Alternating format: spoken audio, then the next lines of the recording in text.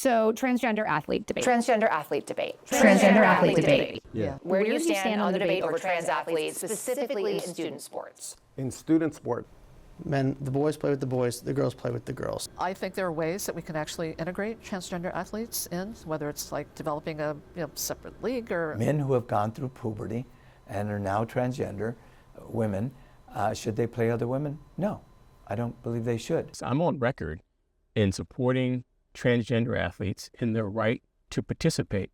As a dad, as a coach, as a man, as a rational human being, boys should not be competing against girls. As a coach, I absolutely know that boys have no place in girls' sports. And I do know that XX is XX and XY is XY. So I'm always willing to take in more information and have my opinion evolve over time. But as I stand now and what I've seen now, I do believe that there's an advantage and I don't support it.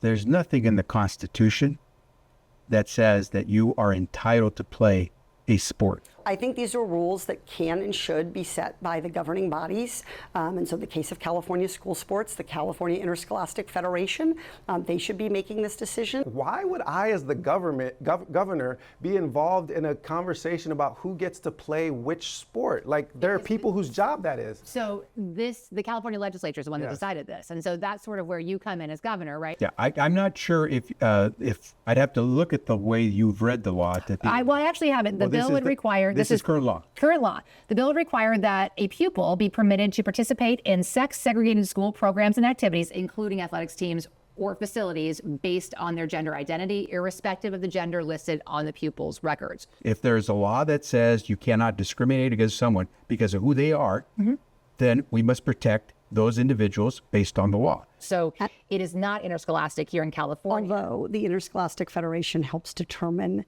the rules under which those competitions occur. Not every law is perfect or brilliant or genius. Why is it this constant conversation about these extreme minority groups all the time? Like, there are so many parents that are concerned about this, but their voices get silenced. I'd ask the people of the state to revisit it and see what the state and the customers of California Through a ballot want. measure. Yes. What? We're a proposition state.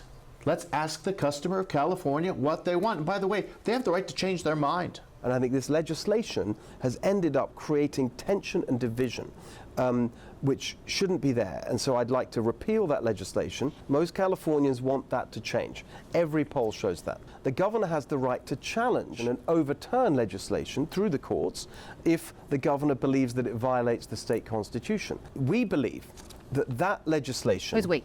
Me and my legal team. Okay. Violates the California Constitution in two specific places. How so? Section 28, which guarantees safe schools, and Section 31, which bans gender discrimination. I'm so tired of the culture war and people trying to find a wedge issue that they can use to try to divide people. But what gets lost in this is that these are also kids. We're talking about kids. We're talking about children. And what is more American than wanting to play sports?